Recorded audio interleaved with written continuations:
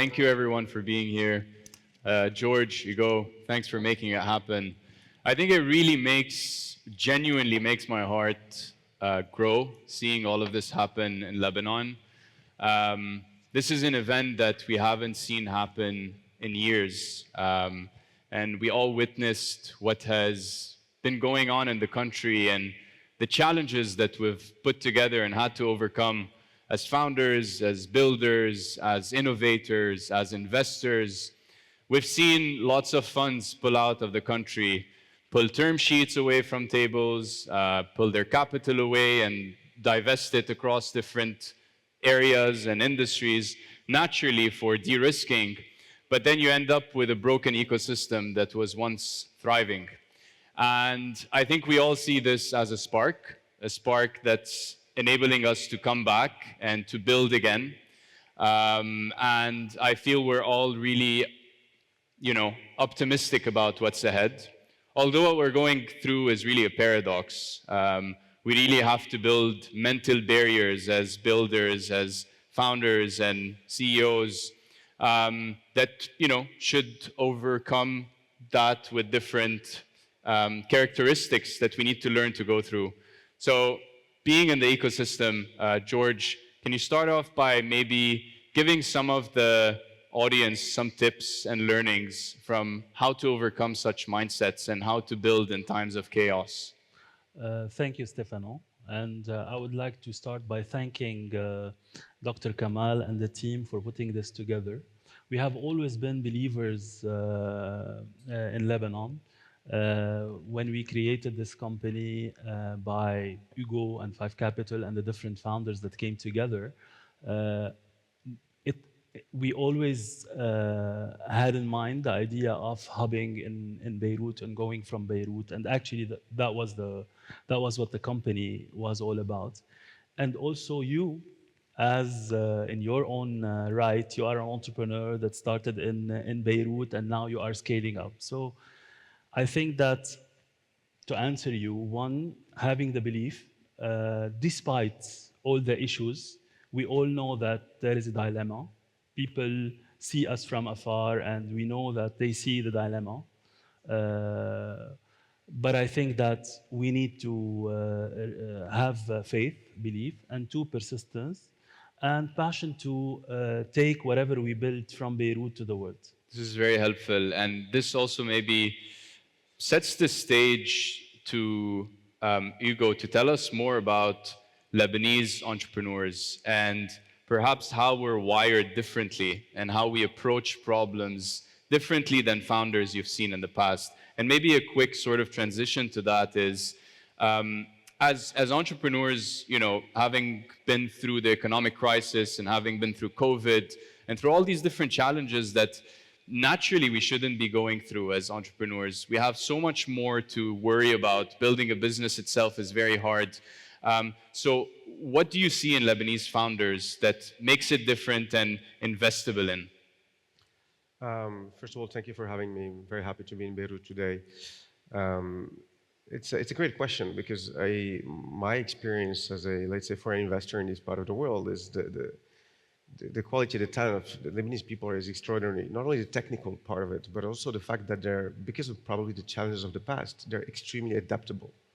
The resilience, but also the sense of optimism. They go the extra mile. Probably again because of the challenges of the past. So one testament is obviously George. Our investment in Webedia, the way he transformed the company to make it a regional leader from initially two small companies that he merged together. It shows you again this capacity of a Lebanese entrepreneur not only to understand perfectly well the entire MENA region, but to adapt to any market in the MENA region. And if you zoom in into the way of operating, right, within Webedia, and then naturally after the cultural integration that had to happen after the merger that was led by you, Hugo, and then eventually formed Webedia Arabia, led by George, what was the biggest challenge that you had to face? So Webedia Arabia was created by the integration of two companies, a startup in Lebanon that did tech mainly and audiences and content, and another startup in Saudi Arabia where content and service was the key output. I think that the most important thing that we did was make it one company, integrate it, and then use Lebanon as a hub to go to GCC. This helped us a lot because uh, not only we were able to scale fast, today we're like 5 times bigger and growing. We have 1/3 of our people living in Lebanon, working from Lebanon, despite all the issues that happened last year and throughout.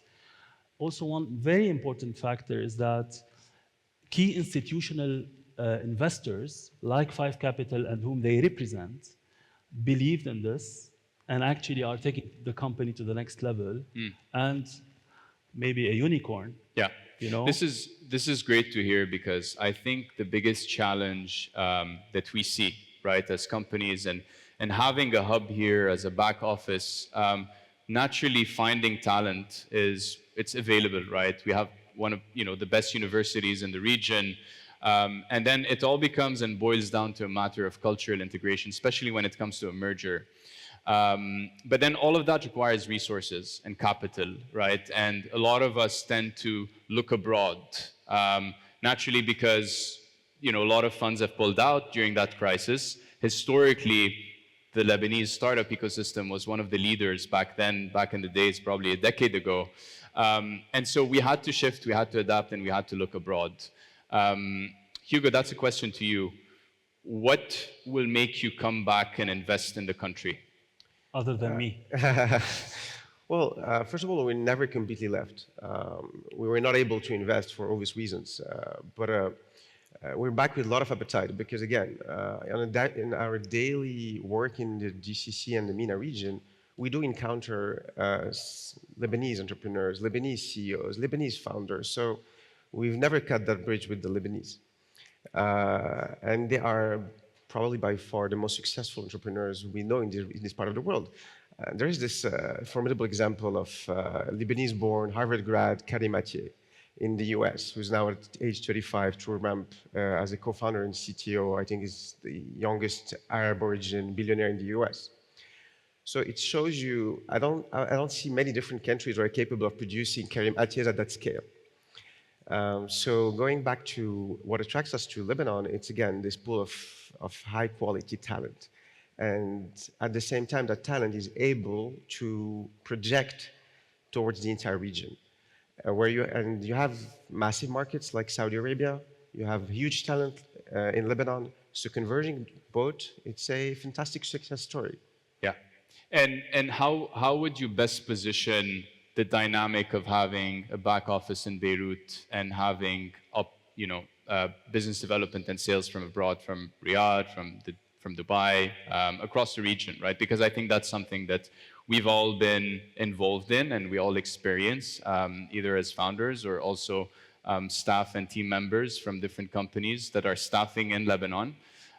So George, what's your sort of formula to making that happen and seeing it work seamlessly from your organization's perspective?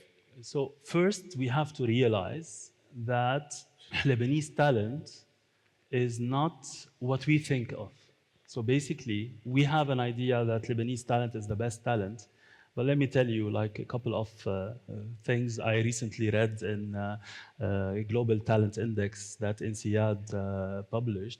We are ranked 77th globally and 8th regionally.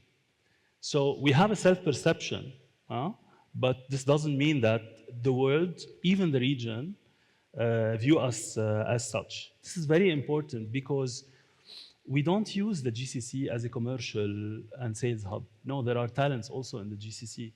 You have Saudis and you have Emiratis, and we work with them on a regular basis. What we try to do is try to cross-fertilize these talents together, and this is what we achieved, at least in Webedia Arabia, and not only Webedia Arabia. I mean, you're doing it. Other multinational companies in the ecosystem of marketing communication is doing it. I mean, I developed a hub for LaborNet and Publicis in 2011 with some people that are here with us now. So it's about cross fertilization. And what is good about Lebanese talent is the fact that we can communicate. I mean, this is crucial. If we bank on this, I think we will be able to go to the next level, to the level where institutional investors, again, I say it, from France and from Saudi Arabia, are believing in this vision and investing in it to hopefully create the next unicorn. So cross-fertilization of talent, people coming together and realizing that together we can achieve something. Yeah. And to close, we have a couple of more minutes. I'm going to bring this back to the first topic that I was mentioning, which is dealing with such a paradox when it comes to operating, right? Yeah. And some people say that you have to be, to an extent, a bit delusional in order to operate and dream big while being in such an environment, right? With the instability that's happening. I've experienced this firsthand. We were talking about that backstage about 12 months ago when we raised our Series A, which was the largest round of funding for a podcast company in the region. That was happening in tandem, the closing and the data room and everything, the due diligence was happening, and we closed on September 30, 2024. And then you had these weeks of having to deal with such intense work and just completely ignore what's happening around you. I agree. What would you say with that? What is some sort of word that or I'll advice? tell you, the sense of resilience of Lebanese people, and I'm one of them, is amazing. I mean, at the same time, while you were raising capital, etc., we had around 100 people delivering daily work despite internet collapse and no electricity on regular basis to clients that are, extremely demanding. So resilience is important. But I think also the idea of delusion. I mean, I lived with it for a while. Maybe you need to be a little bit delusional and to be able to succeed as a Lebanese entrepreneur. But I also, if I may, I really believe that, I mean, I'm not an entrepreneur, by the way. I didn't create the company. I took it to the next level. But I feel that entrepreneurs need to really think big. They need to stop thinking small. No one in investing in GCC or outside will look at the company in Lebanon. They want to look at the company for the region. And guess what? We're talking to 600 million people, a huge amount of people, and a purchase power that is huge in the GCC. So my advice to entrepreneurs is to think big. Nothing small. Hugo, I'll leave you with something to add as well on that front. Definitely. I mean, when we talk about entrepreneurs, you spoke about resilience, George. I would add another word. You need to be a disruptor. And again, maybe because of those challenges, Lebanese are really, really good at being disruptive entrepreneurs. And especially at the age of AI, you need that skill set. Number two, I agree with George. I mean, you should definitely, out of Lebanon, think bigger. Think about a place like Singapore. It's only successful because it has access to a massive market, which is obviously China and the rest of Asia. So Lebanon has access to this absolutely massive growing market, which is the GCC, with a huge pool of capital, but also transformative government plans to diversify their economies. And Lebanese should and have everything they need to tap into that market. Culturally, economically, etc. So I think it's natural for a Lebanese entrepreneur to think way bigger than just Lebanon. Yeah, and I think that's values and fundamentals that we all hold. And I think something to take off from that is that with all the uncertainty and all the chaos that we've been through, I think we stayed here, we built from here, We're going to continue on building from here, and that's applicable And- to us and to the rest of the room. And if I may add a little word, as a French and a Moroccan as well, each time I came to Lebanon, this is a testament to what Lebanese are. Quickly you feel home. And it's become almost addictive. You want to come back. And I think that makes you, again, very different from what we can see in the rest of the world. We're flexibly stubborn in that sense. Anyway, it was a pleasure hosting you, Thank you. gents. Thank you. Thank you for doing this, and hopefully the room will leave with some sort of hope and a message of continued growth for the country. Thank you. Thank you.